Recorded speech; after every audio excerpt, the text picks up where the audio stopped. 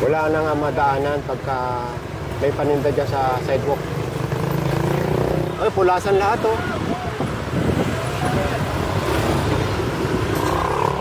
At yung sa taas, tingnan nyo. Paano kaya sila nakakakit dyan?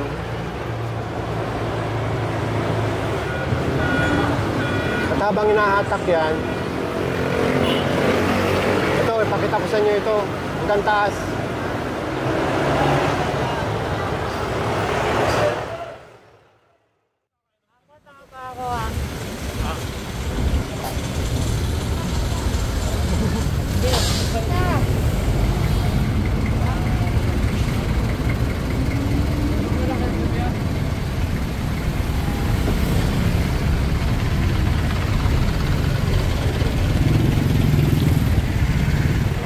Magandang umaga sa inyong lahat. Ngayon ay February 26, 2024 at nasa kanto tayo ng EDSA.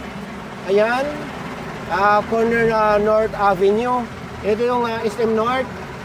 Ito at pinagtitikitan yung mga namimikap ng pasahero, itong mga jeep. At kung titignan nyo naman, ay nagkukos sila ng traffic dito. Iniiwasan na yung mga jeep. Ngayong araw ay magsasagawa ng sidewalk clearing, illegal parking, at kung ano-ano pang madadaanan ng mga obstruction sa kahaba ng kalsada. Itong Special Operation Group ng MMDA sa pangunguna ni Sir Gabriel Go. At ngayong araw, ang i-clear itong kahabaan ng Congressional Avenue, Mindanao Avenue, Commonwealth, at lahat yan ay part ng Quezon City.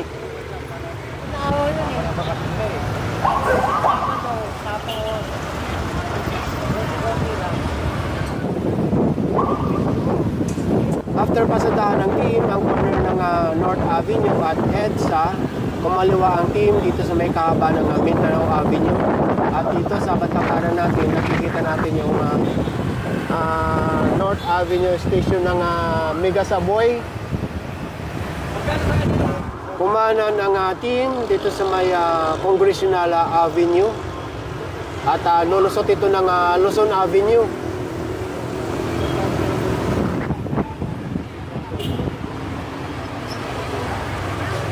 Nasa kahaba nito ng Congressional Avenue.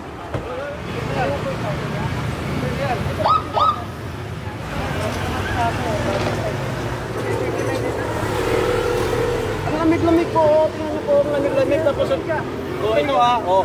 Ang lamig-lamig, sabi mo, kararating mo lang. Ay, tapos na init.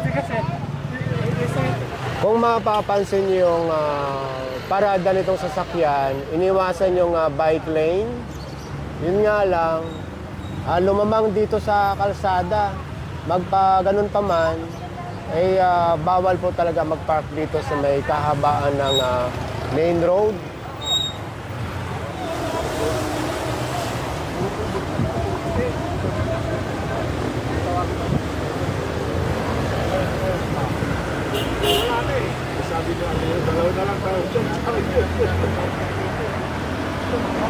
Ibang klase rin mag-park ang mga sasakyan dito. Kumuha na talaga sa kalsada. Nandito na ang team sa may kanto ng Congressional Avenue at ng Luzon Avenue. Kakanan ito papunta ng Commonwealth Avenue.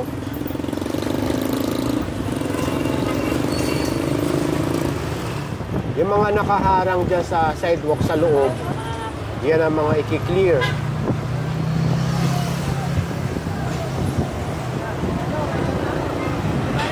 Ito, matitikitan na itong motor na ito.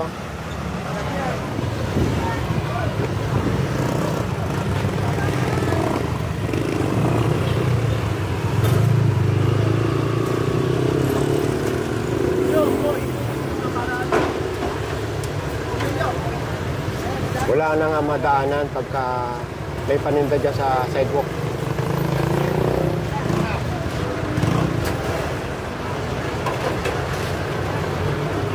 Tawar nila na ito ng maraming beses.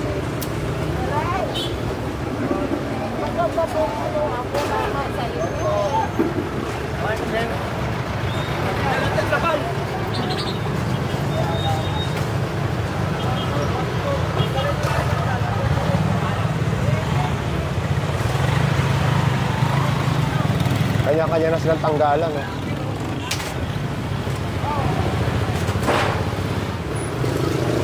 Ang haba nito, hanggang doon.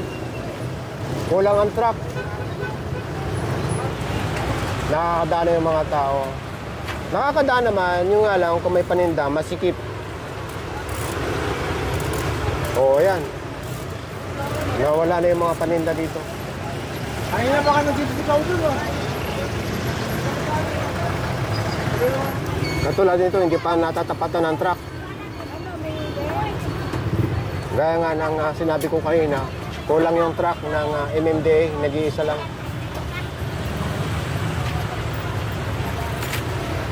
Pinagbabatak din yung mga walang mga driver ng mga tricycle dito or walang rehistro dito sa may kahabaan ng Luzon Avenue.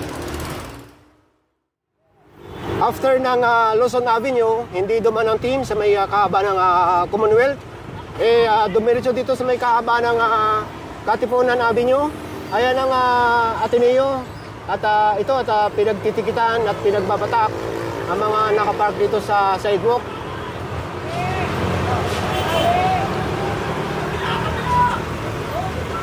Mga walang driver ito. Ito namang isa na tikitan, walang driver, saka ito, wag na wag po kayo magpa-park sa harap ng fire hydrant. Ayan, maluwag nang makakuha ng tubig ang bumbero kung sakali man. After ng Katipunan, dumiretso ang team dito sa may kahaba ng C5. Ito yung Pasig, ito yung Makati, at ito yung elevated U-turn.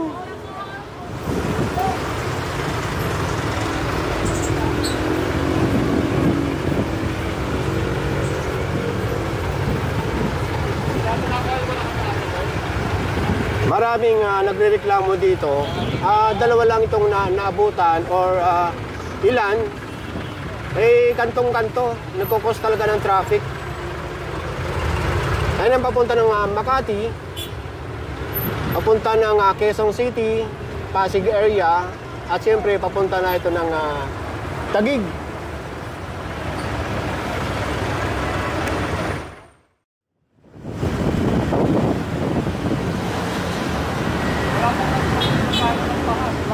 Nasa kahabaan pa rin tayo ng Kalayaan.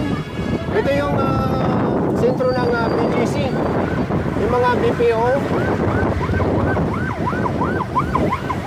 Ito pinagtitikitan. Pulasan lahat to.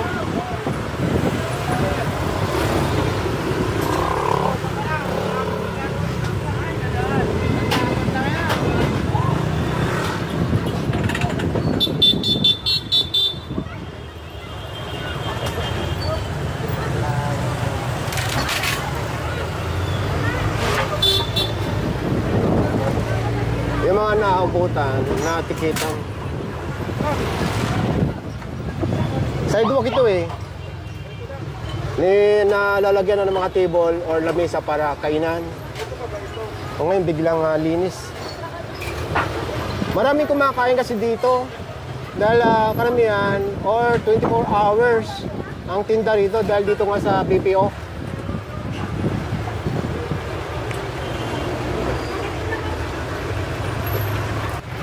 Bukod dito, hanggang doon pa sa kabila.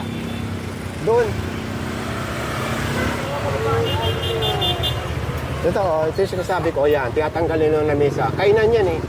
So wala na madadaanan talaga yung mga tao. Andun pa yung truck eh, kaya hindi nadaanan.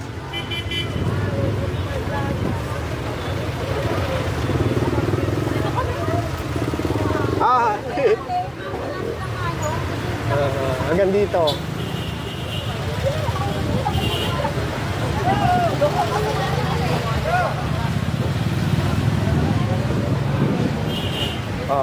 Ayan. Ayan ang sitwasyon. Kasi nga kung lalagyan pa ng lamesa, wala na talaga madadaanan ng tao. Dito na lang lahat sa kalsada. dito sa kahaba ng Kalayaan, eh ano ito eh, malapad yung sidewalk. Sakop na ito ng barangay Simbong, Makati. Dati, ngayon ay Taguig na. Kumana ng team sa may BGC Ortigas Bridge. Kaya sa akin ka, wala ka? Meron. Doon sa ano ng break. At dito sa BGC Ortigas Bridge, at sa ilalim ito, ginawa ng parkingan. Ngayon, yung may driver dyan, matitikitan at paalisin. Ngayon yung wala, hahatakin lahat yan.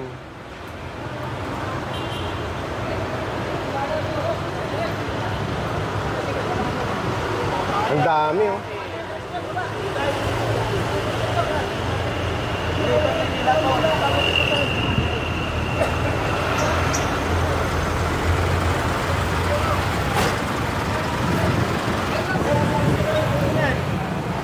Kunin mo na yan.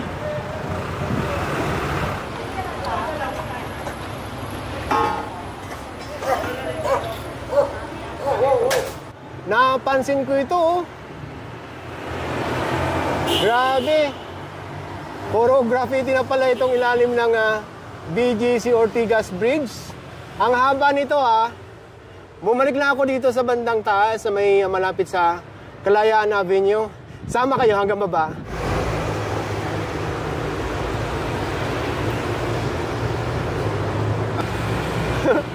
Paano kaya sila nakakaakyat dyan?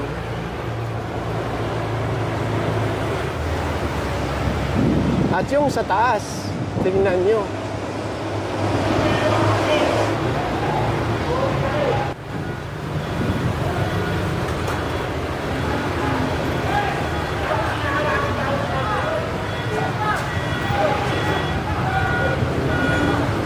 At habang hinahatak yan, ito, ipakita ko sa inyo ito, hanggang taas.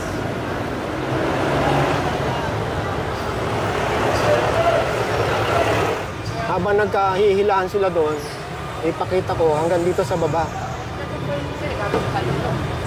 Pag dumiritso ang team, ipapakita ko yung banda doon sa ilalim. Kung hanggang saan yung graffiti.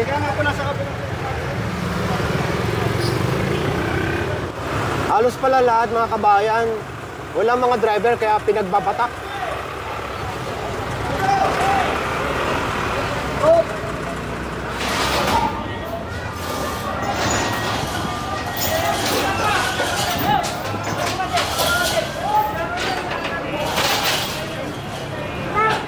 So ito na yung ilalim ng tulay at ito ang makikita nyo ngayon.